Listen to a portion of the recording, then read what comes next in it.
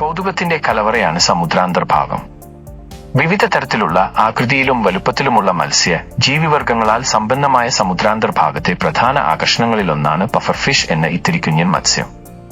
കാണാൻ ഭംഗിയുള്ള ശത്രുക്കൾ അടുത്തെത്തുമ്പോൾ ശരീരം ബോൾ പോലെയാക്കി രക്ഷപ്പെടുന്ന പഫർഫിഷ് പക്ഷേ കാണുന്നതുപോലെ രസമുള്ള ഒരു മത്സ്യമല്ല. 30 മനുഷ്യരെ കൊല്ലാനുള്ള വിഷമാണ് ഈ കുഞ്ഞു മത്സ്യം തന്റെ ശരീരത്തിൽ ഒളിപ്പിച്ചിരുന്നത്. എന്നാൽ വിഷമുണ്ടെന്നു കരുതി ഈ മത്സ്യത്തെ തീന്മേശയിൽ നിന്നും ഒഴിവാക്കുന്നില്ല എന്നതാണ് മറ്റൊരു കൗതുകം. ജപ്പാന്റെ വിശിഷ്ട വിഭവമായ ഫുഗു നിർമ്മിക്കുന്നത് പഫർഫിഷ് ഉപയോഗിച്ചാണ്. ലൈസൻസുള്ള പരിശീലനം ലഭിച്ച പാചക വിദഗ്ധർക്ക് മാത്രമേ ഫുഗു ഉണ്ടാക്കാൻ അനുവാദമുള്ളൂ. അതിനാൽ ഫുഗുവിന് വില വളരെ കൂടുതലാണ്. സൈനൈഡിനേക്കാൾ പലമടങ്ങു വിഷമുള്ള ശരീരത്തിനുള്ളിലെത്തിയാൽ ഗുരുതര ആരോഗ്യ പ്രശ്നങ്ങളും മരണം വരെയും സംഭവിക്കാവുന്ന പഫർഫിഷിനെ പാകപ്പെടുത്തുമ്പോൾ ഒന്ന് പാളിയാൽ അതിന് ജീവന്റെ വില തന്നെ നൽകേണ്ടി വരും. സ്രാവുകൾ ഒഴികെ ഏത് ശത്രുവിനെയും നിഷ്പ്രയാസം കൊല്ലാൻ സാധിക്കുന്ന ടെട്രാഡോഡോക്സിൻ എന്ന വിഷം പഫർഫിഷിന്റെ ശരീരത്തിൽ ഒളിപ്പിച്ചിരിക്കുന്നു. എല്ലാ പഫർഫിഷുകളിലും ടെട്രാഡോഡോക്സിൻ അടങ്ങിയിട്ടുണ്ട്. ജപ്പാൻ, കൊറിയ, ചൈന തുടങ്ങിയ രാജ്യങ്ങളിലുള്ളവരാണ് പ്രധാനമായും പഫർഫിഷ് വിഭവങ്ങൾ കഴിക്കുന്നത്. പഫർഫിഷ് വിഭവം ഒരു പ്ലേറ്റിന് ജപ്പാനിൽ ഇന്ത്യൻ രൂപ 2000 ആണ് വില. ചിലപ്പോൾ അതിൽ കൂടാം. വേഗതയിൽ സഞ്ചരിക്കാൻ കഴിവില്ലാത്ത പഫർഫിഷിന് പ്രകൃതി നൽകിയ പ്രതിരോധത്തിന്റെ ഭാഗമാണ് ശരീരത്തിലെ വിഷം. ശത്രുവിനെ കണ്ടാൽ ബലൂണ് പോലെ ഊതി വീർപ്പിക്കാവുന്ന ശരീരം. തനിക്ക് ചുറ്റുമുള്ള വെള്ളം വലിയ അളവിൽ അകത്താക്കിയാണ് ഇവ ബലൂണ് പോലെയായി വീർക്കുന്നത്. ചില സമയങ്ങളിൽ വെള്ളത്തിനു പകരം വായു അകത്തേക്ക് വലിച്ചും ബോൾ പോലെ വീർത്തുവരും.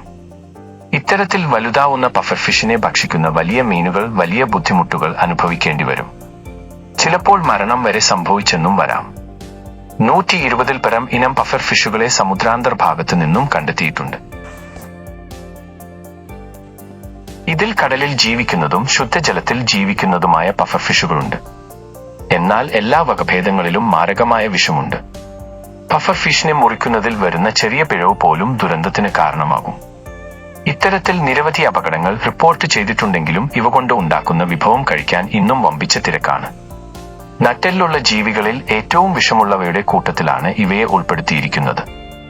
3 വർഷത്തെ പരിശീലനവും പ്രാക്ടിക്കൽ പരീക്ഷയും എഴുത്ത് പരീക്ഷയും പാസ്സാകുന്നവർക്ക് മാത്രമേ പഫർഫിഷിനെ ഭക്ഷണത്തിനായി കൈകാര്യം ചെയ്യുന്നതിനുള്ള ലൈസൻസ് കൊടുക്കുകയുള്ളൂ. മീനിന്റെ ശരീരത്തിലെ വിഷമായ അവയവങ്ങൾ പ്രത്യേക തരം കത്തികൊണ്ട് മുറിച്ചു മാറ്റിയതിനു ശേഷം മാത്രമേ പാചകം ചെയ്യാൻ പാടുള്ളൂ. പ്രാക്ടിക്കൽ പരീക്ഷ വളരെ സാഹസികത നിറഞ്ഞതാണ്. സ്വന്തമായി പഫർഫിഷ് കൊണ്ടുള്ള ഭക്ഷണമുണ്ടാക്കി അത് കഴിച്ച് കാണിക്കണം എന്നതാണ് പ്രാക്ടിക്കൽ പരീക്ഷയുടെ വെല്ലുവിളി. കൃത്യമായി പഠിച്ച് ആത്മവിശ്വാസത്തോടെ പാചകം ചെയ്ത ശേഷം പാചകം ചെയ്യുന്നയാൾ ജീവനോടെ ഉണ്ടെങ്കിൽ ലൈസൻസ് ലഭിക്കും. എന്നാൽ ഈ വിഭവത്തിന് രുചി ലഭിക്കുന്നത് വിഷത്തിന്റെ ഒരു ചെറിയ അംശം മാംസത്തിൽ ബാക്കിയിരിക്കുമ്പോഴാണ്. എന്നാൽ അത് മരണകാരണം ആകുകയും ചെയ്യരുത്. അതിനാൽ ഹാനികരമല്ലാത്ത രീതിയിൽ ഈ മത്സ്യത്തെ കൈകാര്യം ചെയ്യാൻ വൈദഗ്ധ്യം ലഭിച്ച വളരെ കുറച്ചാളുകൾ മാത്രമാണുള്ളത്. കഴിക്കുന്ന ആൾ മരിക്കാതെ വിഷം കുറച്ച് എടുത്തുകളഞ്ഞ് ഭക്ഷണം രുചികരമാക്കുന്ന ഷെഫ് ആണ് ഇക്കാര്യത്തിൽ താരം എന്ന അക്ഷരം തെറ്റാതെ പറയാം.